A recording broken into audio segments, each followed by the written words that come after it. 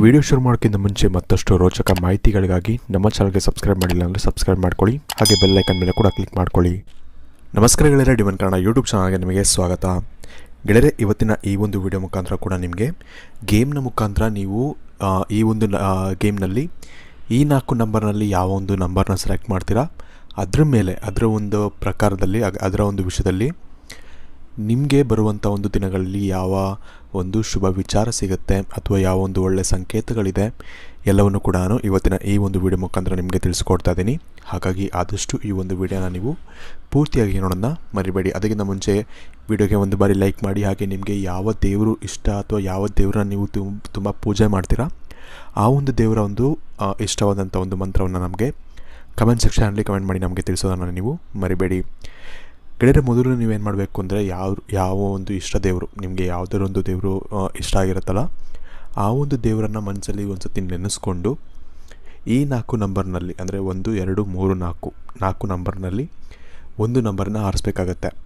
ನೀವು ಮನಸ್ಸಲ್ಲಿ ನೆನೆಸ್ಕೊಂಡ್ರೆ ನಿಮಗೆ ಒಂದು ನಂಬರು ಹೆಚ್ಚಾಗಿ ಆಕರ್ಷಿತವಾಗಿ ಕಾಣ್ತಾ ಇರುತ್ತೆ. ಆ ಒಂದು ನಂಬರನ್ನ ನೀವು ಆರಿಸ್ಕೊಬೋದು. ಇದರಲ್ಲಿ ಮೊದಲನೇದಾಗಿ ನೀವು ನಂಬರ್ 1 ಆರಿಸಿದರೆ ವಿಶೇಷವಾಗಿ ನಿಮಗೆ ಇಲ್ಲಿವರೆಗೂ ಇರುವಂತಹ ದುಃಖಗಳು ಅಥವಾ ಸಾಕಷ್ಟು ಒಂದು ಕೆಟ್ಟ ದಿನಗಳು ಅಂತಲೇ ಹೇಳ್ಬೋದು, ಇವೆಲ್ಲವೂ ಕೂಡ ನಿಮಗೆ ಮುಗಿದು ಅಂದರೆ ಕಂಪ್ಲೀಟ್ ಆಗಿದ್ದು ಫಿನಿಶ್ ಆಗಿ ನಿಮಗೆ ಹೊಸ ಒಂದು ಅಧ್ಯಾಯ ಅನ್ನೋದು ನಿಮಗೆ ಶುರು ಆಗುತ್ತೆ ನಿಮ್ಮ ಜೀವನದಲ್ಲಿ ಅಂತಲೇ ಹೇಳ್ಬೋದು. ವಿಶೇಷವಾಗಿ ನೀವು ಯಾವುದಾದ್ರೂ ಒಂದು ಫೀಲ್ಡಲ್ಲಿ ನೀವು ಕೈ ಹಾಕಿದ್ರೂ ಕೂಡ ಈ ಒಂದು ಸಮಯದಲ್ಲಿ ಇನ್ನೊಂದು ಬರುವಂಥ ಒಂದು ತಿಂಗಳಲ್ಲಿ ನಿಮಗೆ ಸಾಕಷ್ಟು ಒಂದು ಒಳ್ಳೆಯ ಒಂದು ವಿಷಯಗಳು ಅಥವಾ ಒಳ್ಳೆಯ ಒಂದು ಸುದ್ದಿಗಳು ನಿಮಗೆ ಬರುತ್ತೆ ಅಂತ ಹೇಳ್ಬೋದು.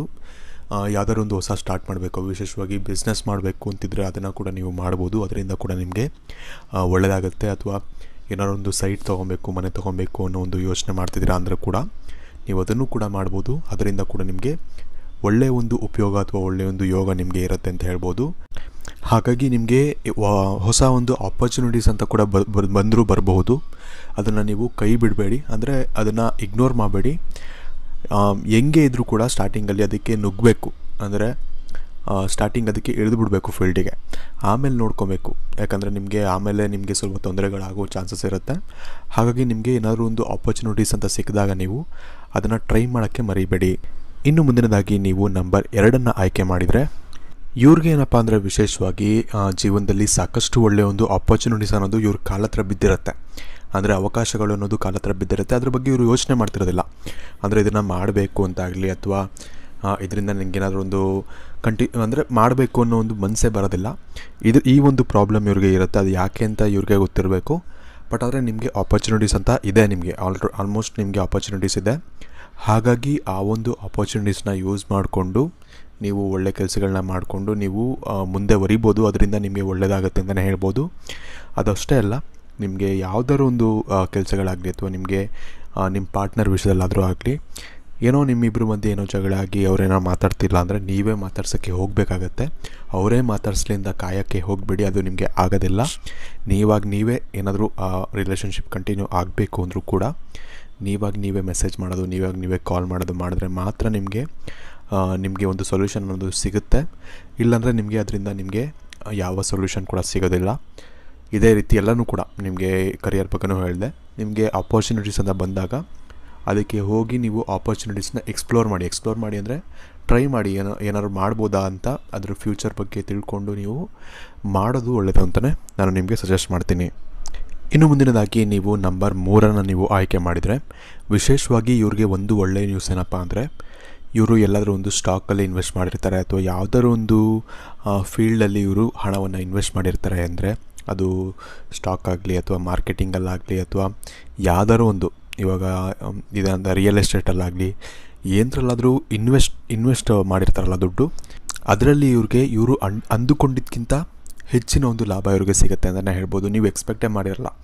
ಇವಾಗ ಒಂದು 20% ನೀವು ಎಕ್ಸ್ಪೆಕ್ಟ್ ಮಾಡ್ತಿರ್ತೀರ ಔಟ್ಕಮ್ನ ಅಥವಾ ಲಾಭನ, ಆದರೆ ಅದರಲ್ಲಿ ಒಂದು 40 to 50% ಲಾಭ ಬರುವಂಥ ಒಂದು ಸಾಧ್ಯತೆಗಳು ಹೆಚ್ಚಾಗಿರುತ್ತೆ. ಅಂದರೆ ಮಾರ್ಕೆಟ್ ನಿಮಗೆ ನಿಮ್ಮ ಒಂದು ಇನ್ವೆಸ್ಟ್ಮೆಂಟ್ ಯಾವುದರಲ್ಲಿ ಮಾಡಿರ್ತೀರಲ್ಲ ಅದರಲ್ಲಿ ನೀವು ಅಂದ್ಕೊಂಡೇ ಇರೋದಕ್ಕಿಂತ ಹೆಚ್ಚಾಗಿ ಒಂದು ಲಾಭ ಅನ್ನೋದು ನೀವು ಪಡ್ಕೊಳ್ತೀರಾ. ಆ ಒಂದು ಯೋಗ ನಿಮಗೆ ಇದೆ. ಆದರೆ ಒಂದು ಪ್ರಾಬ್ಲಮ್ ಏನಪ್ಪ, ಇಲ್ಲಿ ಒಂದು ಪ್ರಾಬ್ಲಮ್ ಏನು ತೋರಿಸ್ತಾ ಇದೆ ಅಂದರೆ ನಿಮ್ಮ ಮನಸ್ಥಿತಿ ಇಲ್ಲಿವರೆಗೂ ಸರಿಯಿಲ್ಲ ಅಂತಲೇ ತೋರಿಸ್ತಿದೆ. ಹಾಗೆ ಹಣ ಸಿಕ್ಕಿದ್ರೂ ಕೂಡ ನಿಮಗೆ ಮನಸ್ಸಿಗೆ ಸ್ವಲ್ಪ ಶಾಂತಿ ಅನ್ನೋದು ನಿಮಗೆ ಇರೋದಿಲ್ಲ ಅಂತಲೇ ಹೇಳ್ಬೋದು. ಅಂದರೆ ನಿಮಗೆ ಏನಾದರೂ ಒಂದು ಏನೋ ಒಂದು ಹಿಂದೆ ನಡೆದಂಥ ಒಂದು ಕೆಲವು ಘಟನೆಗಳು, ಲವ್ ಫೇಲ್ಯೂರ್ ಆಗಿರ್ಬೋದು, ಅಥವಾ ಏನಾದರೂ ಒಂದು ಕೆಟ್ಟ ಒಂದು ಘಟನೆ ನಿಮ್ಮ ಜೀವನದಲ್ಲಿ ನಡೆದಿರುತ್ತೆ, ಅದನ್ನು ನೆನೆಸ್ಕೊಂಡು ನೀವು ಸ್ವಲ್ಪ ಬೇಸರವಾಗಿರ್ತೀರ ಅಂತಲೇ ಹೇಳ್ಬೋದು. ಆದರೆ ಬರುವಂತಹ ದಿನಗಳಲ್ಲಿ ನಿಮಗೆ ಒಳ್ಳೆ ಟೈಮ್ ಅನ್ನೋದು ಕೂಡ ಬರುತ್ತೆ ಅಂತ ಹೇಳ್ಬೋದು. ಆದರೆ ನೀವು ಸ್ವಲ್ಪ ತಾಳ್ಮೆಯಿಂದ ಕಾಯಬೇಕಾಗತ್ತೆ. ನೀವು ಬೇಸರ ಮಾಡ್ಕೊಳ್ದೇನೆ ನಿಮಗೆ ನೋಡಿ ಹಣಕ್ಕೆ ಸಂಬಂಧಪಟ್ಟಂಥ ಸಮಸ್ಯೆಗಳು ನಿಮಗೆ ಕಮ್ಮಿ ಆಗಲಿದೆ ಅಂತಲೇ ಹೇಳ್ಬೋದು. ಯಾಕಂದರೆ ಇನ್ವೆಸ್ಟ್ಮೆಂಟ್ ಅನ್ನೋದು ಆಲ್ಮೋಸ್ಟ್ ಎಲ್ಲರೂ ಮಾಡಿರ್ತಾರೆ ಯಾವುದಾದ್ರು ಒಂದು ವಿಷಯದಲ್ಲಿ. ನಿಮಗೆ ಹಣಕ್ಕೆ ಸಂಬಂಧಪಟ್ಟ ಸಮಸ್ಯೆಗಳು ಕಮ್ಮಿ ಆಗುತ್ತೆ ಈ ಒಂದು ವಿಷಯದಲ್ಲಿ ಅಂತಲೇ ಹೇಳ್ಬೋದು. ಆದರೆ ನಿಮಗೆ ಈ ಒಂದು ಬೇಸರ ಏನಿದೆ, ನಿಮ್ಮ ಪಾಸ್ಟ್ನಲ್ಲಿ ನಡೆದಂಥ ಒಂದು ಘಟನೆಗಳಿಂದ ಇರುವಂಥ ಒಂದು ಬೇಸರ ಏನಿದೆ, ಅದನ್ನು ನೀವೇ ಕಮ್ಮಿ ಮಾಡ್ಕೊಬೇಕಾಗತ್ತೆ. ಹಾಗಾಗಿ ಅದರ ಬಗ್ಗೆ ನೀವು ಸ್ವಲ್ಪ ಗಮನ ವಹಿಸಿ ಅದನ್ನು ನೀವು ಕಮ್ಮಿ ಮಾಡಿಕೊಂಡು ಮುಂದುವರೆದ್ರೆ ನಿಮಗೆ ತುಂಬಾ ಒಂದು ಒಳ್ಳೆಯದಾಗುತ್ತೆ ಮುಂದೆ ಅಂತಲೇ ಹೇಳ್ಬೋದು. ಇನ್ನು ಮುಂದಿನದಾಗಿ ನೀವು ನಂಬರ್ 4 ಕೊನೆಯದಾಗಿ ನಂಬರ್ 4 ನೀವು ಆರಿಸಿದ್ರೆ ನಿಮಗೆ ಏನಪ್ಪ ಅಂದರೆ ವಿಶೇಷವಾಗಿ ಒಂದು ಸುದ್ದಿ ಅನ್ನೋದಂತೂ ಸಿಗುತ್ತೆ. ಯಾವುದೋ ಒಂದು ವಿಚಾರದಲ್ಲಿ ನೀವು ಒಂದು ಒಳ್ಳೆಯ ನ್ಯೂಸನ್ನು ಎಕ್ಸ್ಪೆಕ್ಟ್ ಮಾಡ್ತಿರ್ತೀರ, ಆದರೆ ನಿಮಗೆ ಆ ಒಂದು ನ್ಯೂಸಿಂದ ಅಥವಾ ಆ ಒಂದು ಸುದ್ದಿಯಿಂದ ಸ್ವಲ್ಪ ನಿಮಗೆ ಕೆಟ್ಟ ಒಂದು ಅನುಭವ ಆಗುತ್ತೆ, ಅಥವಾ ಕೆಟ್ಟ ಒಂಥರ ನ್ಯೂಸ್ ಒಳ್ಳೆಯದಲ್ಲ ಅಂತ ಅನಿಸುತ್ತೆ. ಆದರೆ ಆ ಒಂದು ನ್ಯೂಸಿಂದ ಅಥವಾ ಆ ಒಂದು ಸುದ್ದಿಯಿಂದ ನಿಮಗೆ ಒಳ್ಳೆಯದಾಗುವಂಥ ಒಂದು ಯೋಗ ಇದೆ. ಅಂದರೆ ಇವಾಗ ಏನೋ ಅದರಿಂದ ಕೆಟ್ಟದಾಗಬೇಕು ಅಥವಾ ಕೆಟ್ಟದಾಗುತ್ತೆ ಅನ್ನೋ ಒಂದು ಯೋಚನೆಯಿಂದ ನಿಮಗೆ ಒಂದು ಬ್ಯಾಡ್ ನ್ಯೂಸ್ ಅಂತ ಅನಿಸಿರುತ್ತೆ. ಆದರೆ ಆ ಒಂದು ನ್ಯೂಸಿಂದ ಇವಾಗ ಒಂದು ಎಕ್ಸಾಂಪಲ್ ತೊಗೊಳ್ಳೋಣ ಅಂದರೆ, ನಿಮಗೆ ಯಾವುದೋ ಒಂದು ಕೆಲಸಕ್ಕೆ ಟ್ರೈ ಮಾಡಿರ್ತೀರ ಅಥವಾ ಅಪ್ಲೈ ಮಾಡಿರ್ತೀರ, ಅದು ನಿಮಗೆ ಅಂದರೆ ಆ ಒಂದು ಕೆಲಸ ನಿಮಗೆ ಸಿಕ್ಕಿಲ್ಲ ಅಂತ, ಅಥವಾ ರಿಜೆಕ್ಟ್ ಆಗಿರ್ತೀರ, ಅಥವಾ ಒಂದು ಇಂಟರ್ವ್ಯೂವಲ್ಲಿ ರಿಜೆಕ್ಟ್ ಆಗಿರೋ ಒಂದು ಮೆಸೇಜ್ ಏನಾದರೂ ಬಂದಿರುತ್ತೆ ನಿಮಗೆ. ಆದರೆ ಬರುವಂಥ ದಿನಗಳಲ್ಲಿ, ಇನ್ನು ಕೆಲವು ದಿನಗಳಲ್ಲಿ ಬೇರೆ ಅದಕ್ಕಿಂತ ಹೆಚ್ಚಿನ ಒಂದು ಸ್ಯಾಲ್ರಿ ಇರೋವಂಥ ಒಂದು ಕೆಲಸ ಆಗಲಿ, ಅಥವಾ ಅದಕ್ಕಿಂತ ಹೆಚ್ಚು ಚೆನ್ನಾಗಿರೋವಂಥ ಒಂದು ಕೆಲಸ ಆಗಲಿ ನಿಮಗೆ ಸಿಗುವಂಥ ಒಂದು ಸಾಧ್ಯತೆ ಅಥವಾ ಸಿಗುವಂಥ ಒಂದು ಯೋಗ ನಿಮಗೆ ಇರುತ್ತೆ. ಈ ರೀತಿ ಎಲ್ಲನೂ ತೊಗೊಬೋದು. ಅಂದರೆ ಬೇರೆ ವಿಚಾರದಲ್ಲೂ ಕೂಡ ನೀವು ಇದನ್ನು ಎಕ್ಸಾಂಪಲ್ ಆಗಿ ಇಟ್ಕೊಬೋದು. ಈ ರೀತಿಯಾದಂಥ ಒಂದು ಒಳ್ಳೆಯ ಒಂದು ಯೋಗ ನಿಮಗೆ ಇದೆ ಅಂತಲೇ ಹೇಳ್ಬೋದು. ಹಾಗಾಗಿ ನೀವು ಟ್ರೈ ಮಾಡ್ತಾ ಇರಬೇಕಾಗತ್ತೆ. ಅಂದರೆ ನೀವು ಯಾವುದಕ್ಕೂ ಬೇಸರ ಪಡದೆ, ಯಾವುದನ್ನು ಏನಂತಾರೆ ಡಿಪ್ರೆಸಿಂಗ್ ಆಗಿ ತೊಗೊಂಡೆ ನೀವು ಒಳ್ಳೆಯ ವಿಚಾರವಾಗಿ ಅಥವಾ ಒಳ್ಳೆಯ ಒಂದು ಆಲೋಚನೆಯನ್ನು ಮಾಡಿ ನೀವು ಒಂದು ಡಿಸಿಷನನ್ನು ತೊಗೊಂಡು, ಅಥವಾ ಅದರ ಮೇಲೆ ಹಾರ್ಡ್ ವರ್ಕ್ ಮಾಡಿಕೊಂಡು ಯಾವ್ದಾರ ಒಂದು ಗೋಲ್ ಮೇಲೆ ಮಾಡ್ಕೊಂಡಿದ್ರೆ ನಿಮಗೆ ಸಾಕಷ್ಟು ಒಂದು ಒಳ್ಳೆಯ ಒಂದು ಯೋಗ ನಿಮಗೆ ಮುಂದೆ ನಿಮಗೆ ಬರಲಿದೆ ಅಂತಲೇ ಹೇಳ್ಬೋದು. ಸೊ ಇವತ್ತಿನ ಈ ವಿಡಿಯೋಗೆ ಇಷ್ಟ ಅನಿಸುತ್ತೆ. ಈ ವಿಡಿಯೋ ಇಷ್ಟ ಆಗಿ ಲೈಕ್ ಮಾಡಿ, ಶೇರ್ ಮಾಡಿ. ಹಾಗೆ ನೀವು ನಮ್ಮ ಚಾನಲ್ಗೆ ಸಬ್ಸ್ಕ್ರೈಬ್ ಮಾಡಿಲ್ಲ ಅಂದರೆ ಸಬ್ಸ್ಕ್ರೈಬ್ ಮಾಡ್ಕೊಳ್ಳಿ. ಹಾಗೆ ನೀವು ಯಾವ ನಂಬರನ್ನು ಸೆಲೆಕ್ಟ್ ಮಾಡಿದಿರಿ, ಹಾಗೆ ನಾನು ಹೇಳಿದಂಥ ವಿಷಯಗಳಲ್ಲಿ ನಿಮಗೆ ಎಷ್ಟು ಆಗಿದೆ ಅಥವಾ ಎಷ್ಟು ಆಗುತ್ತೆ ಅದನ್ನು ನಮಗೆ ಕಮೆಂಟ್ ಮಾಡಿ ತಿಳಿಸೋದನ್ನು ನೀವು ಮರಿಬೇಡಿ.